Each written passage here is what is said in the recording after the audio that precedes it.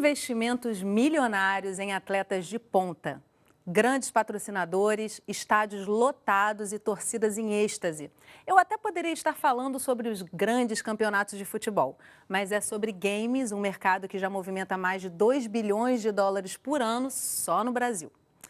Nosso país é o quarto maior consumidor de games do mundo. Já tem cyberatleta ganhando casa, comida e roupa lavada, além de faturamento na base de R$ 1 milhão por ano, para se dedicar com exclusividade ao esporte eletrônico e vídeos para a internet sobre o assunto.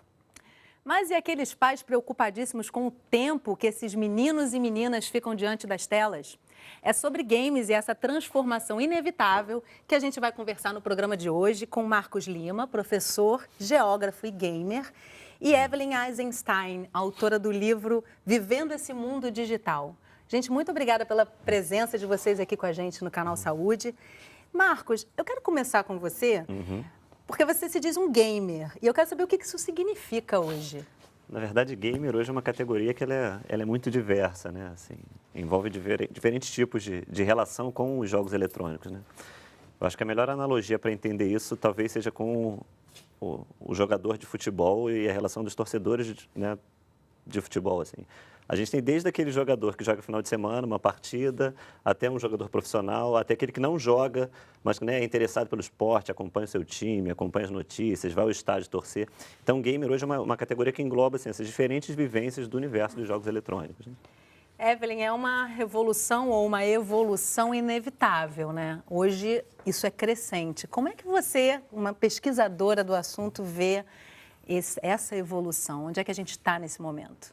Nós estamos numa mudança de comportamento do jovem, né? O adolescente, hoje em dia, é atraído pelos videogames, né?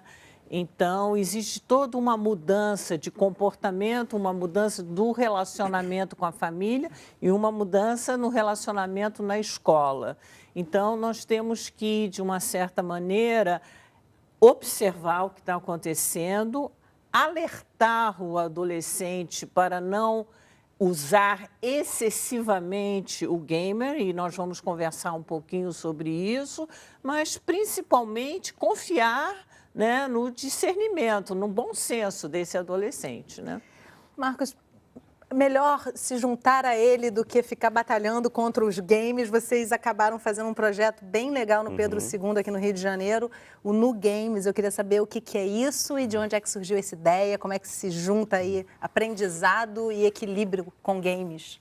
Então, o Nu Game ele é o núcleo de game, atividade e metodologia de ensino. Assim, ele é um grupo de pesquisa, hoje formado por 18 pesquisadores. Né? Desses 18 pesquisadores, são 2 professores e 16 alunos. E lá a gente encara todo mundo como pesquisador, né? Até porque assim, a gente está produzindo conhecimento e eles têm esse saber dos games, que é um saber que não pode ser, né, menosprezado, então a gente não tem sentido hierarquizar saberes, né? Então, o saber do game é um saber que tem que estar dentro da escola, o saber da geografia é um saber que tem que estar dentro da escola. E dentro dessa perspectiva, assim, a gente criou um núcleo para trazer os jogos comerciais como jogos didáticos, né? Porque a gente tem uma série de experiências dos chamados jogos didáticos sendo utilizados nas escolas, né, Brasil afora, no mundo todo. Mas experiências que colocam os jogos comerciais, que são aqueles jogos, né, que de fato eles estão em casa, né, passando boa parte do seu tempo, jogando, a escola não incorporou isso enquanto uma ferramenta didática, né? Então, a proposta do Nu Game é um pouco essa, assim, trazer esses jogos para a gente discutir coisas que a escola tem que trabalhar e tem que dialogar, né? Eu pergunto a vocês qual é a medida do equilíbrio aí, né, Evelyn, assim, porque Pedro II, no caso, não está colocando o game com uma extensão de tempo absurda. Qual é o tempo de permanência dos alunos nesse trabalho? Qual é a limitação razoável disso? Jogo para vocês essa questão. No Pedro II, qual é o tempo médio, assim, de... Na verdade, assim, o Nu Game ele se realiza, né, com reuniões semanais, aí uma vez por semana, esses alunos vão no contraturno para participar, né, do nosso grupo de trabalho, para estar fazendo as pesquisas. E aí, esporadicamente, às vezes a gente marca no horário extra quando a gente não dá conta de produzir o que a gente tinha planejado. E tem um dado que é muito interessante, assim, que é o fato de que dentro do Nu Game, né, os alunos participam e por qualquer problema, né, feriado ou qualquer outra situação que a gente fixe em reunião semanal, a demanda deles, a gente tem que repor isso, a gente tem que vir para repor. Eles adoram, né? Muito. E o dado curioso é porque boa parte das reuniões, às vezes, a gente vai e não joga. Assim, eles vão para o game não para jogar, mas para discutir temas relacionados ao Isso é universo dos saudável, games. né? Isso é bacana, né? Isso é muito bom, né? Eu acho que eu vou voltar à questão do tempo. O tempo é muito importante porque tem o tempo de maturação cerebral desse adolescente. Então, um adolescente de 10 anos é diferente de um adolescente de 18 anos. Teve toda uma progressão do desenvolvimento cerebral e mental, emocional, cognitivo. Então, estamos falando de tempo, né? Muito bem. E o tempo que o adolescente coloca no jogo, né?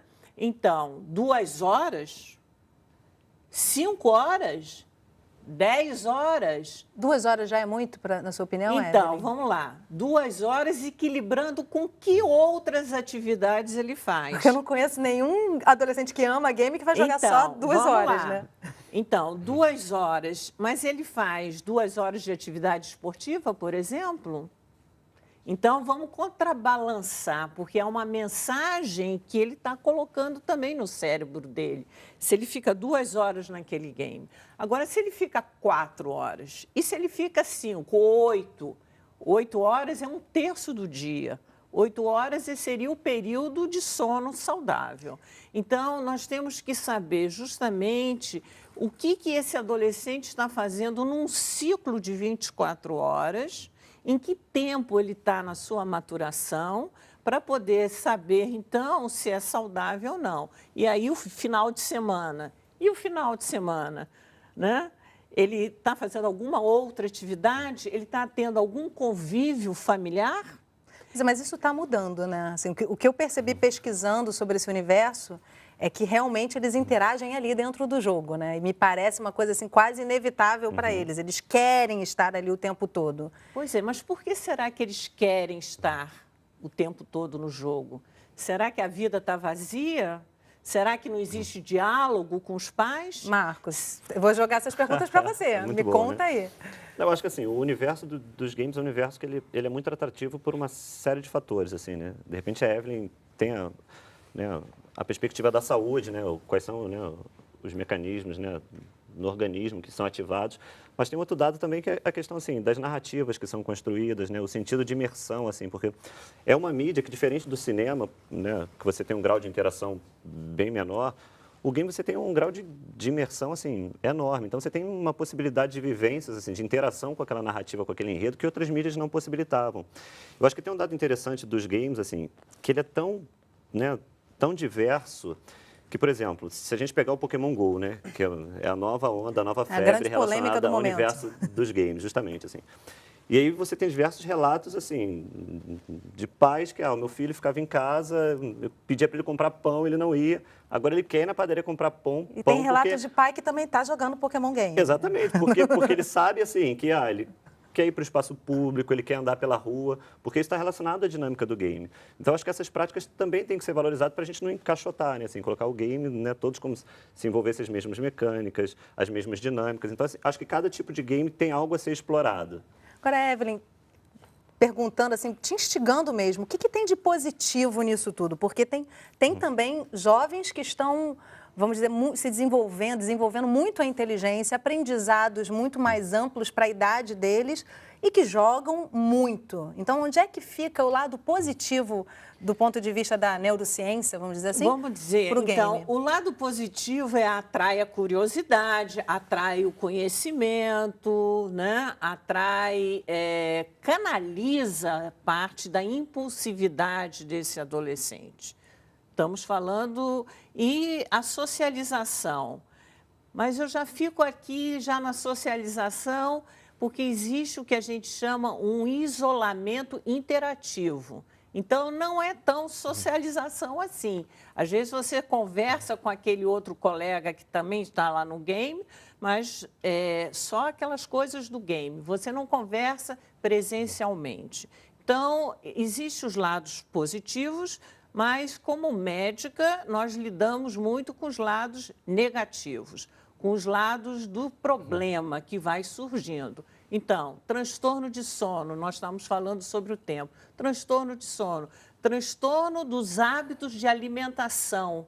Eles ou não comem porque perdem a hora de comer. Esquecem, né? Esquecem a hora de comer, ou ficam sedentários e obesos, porque não saem Agora, da olha, cadeira. Né? Fala, Marcos, que depois eu quero chamar que é uma... Existe também alguns outros problemas. Problemas de postura. Então, nós estamos vendo problemas de postura, problemas que nós chamamos músculo esquelético, problema de olho, nós estamos tendo agora o que nós chamamos a síndrome do olho seco, porque eles não piscam o olho. Então, problemas de audição quando eles usam headphones. Então, nós estamos vendo uma série de problemas que não víamos há 10 anos atrás. Com certeza. E esta é a preocupação e o alerta que nós estamos querendo fazer aqui para o canal de saúde. Marcos, só para a gente encerrar esse bloco, vamos lá. Contraposições? Uma questão para a Evelyn, não é um discurso que se utilizava muito relacionado à televisão, né? Para outras gerações, assim, a televisão, ele passa muito tempo na televisão, ele é sedentário, ele só fica ali, não estuda, não procura outro tipo de atividade. Porque me parece que, assim, o discurso que se utilizou para os games já foi utilizado em outros períodos para outras ferramentas, assim, né? A televisão passou por isso. Os próprios quadrinhos, assim, né? Eu estava lendo um livro há pouco tempo atrás que mostrava que os quadrinhos também foram demonizados em determinado período, assim. Mas não é demonizar. A babá eletrônica, né? Então, porque quando você não tem o que fazer, você vai distrair, né? Então, a indústria do entretenimento, que eram os filmes, era a televisão, o rádio dos nossos avós, não? E até hoje. Tudo que é novo causa esse estranhamento. Eu tenho que fazer um pequeno intervalo, rapidinho, a gente vai parar nesse momento, vai retomar daqui a pouquinho, porque eu também quero mostrar que nem todos os gamers são obesos e com problemas assim. A gente vai ter um exemplo aqui, que eu acho que a discussão realmente ela não está terminada, né? Ela está em plena evolução nesse momento. Então, a gente faz uma pausa rapidinha e no próximo bloco você vai conhecer o Marcelo, um cyberatleta apaixonado por games desde os 5 anos de idade. Não sai daí, a gente volta já.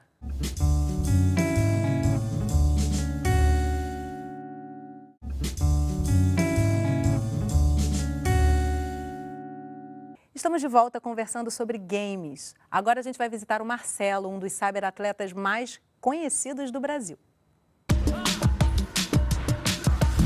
Marcelo é um atleta que não gosta de correr, jogar futebol ou nadar. É um competidor de jogos eletrônicos.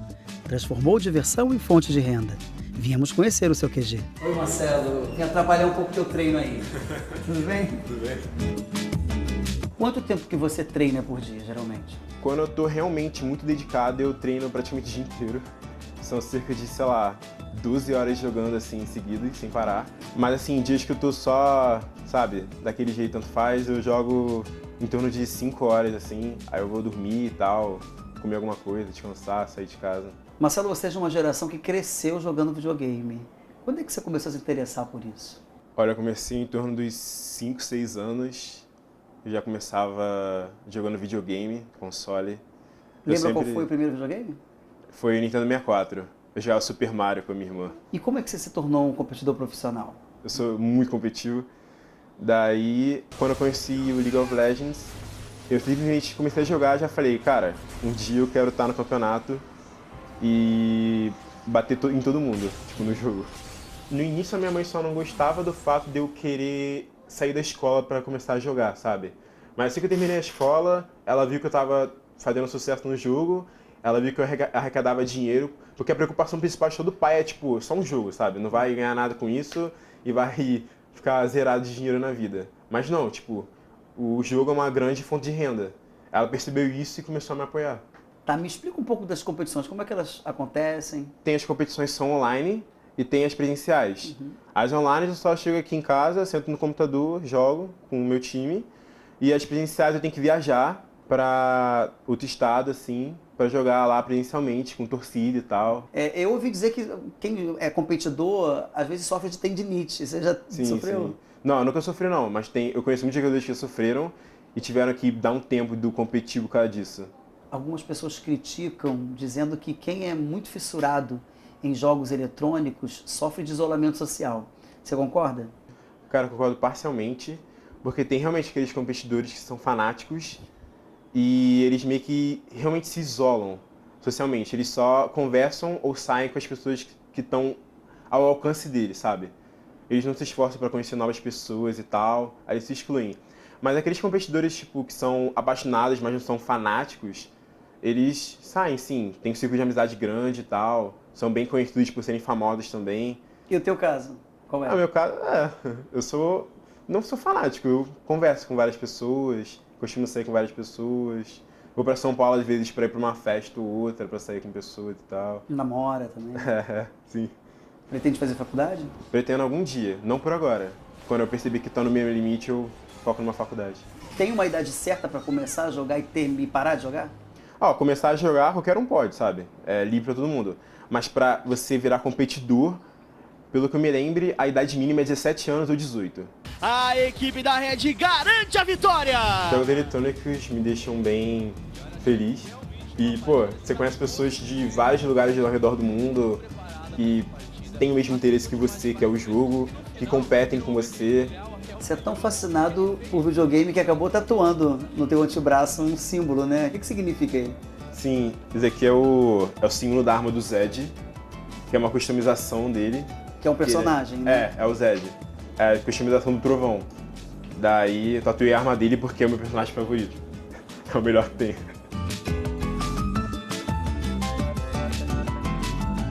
Esse cara é bom, hein?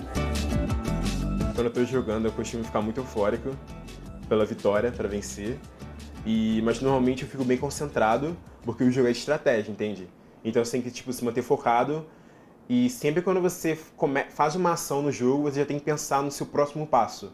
Você nunca pode ficar parado. Se você se distrair por um segundo, é o suficiente para você dar um passo em falso e tudo por água abaixo. O que prende a tua atenção num jogo? Cara, o que prende muito a minha atenção são os personagens dos jogos, que eles demonstram muita personalidade, e eu me identifico muitas vezes com alguns personagens.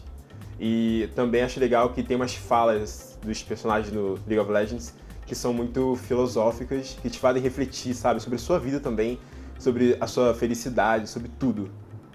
Tem sabe? alguma que você lembra? Tem uma que a Illaoi, que é o personagem que eu gosto bastante de usar, fala que a vida é simples, você só deve seguir o que você deseja e, o que mais importa, sabe? E é isso. A gente que complica, né? Sim. A gente complica muito.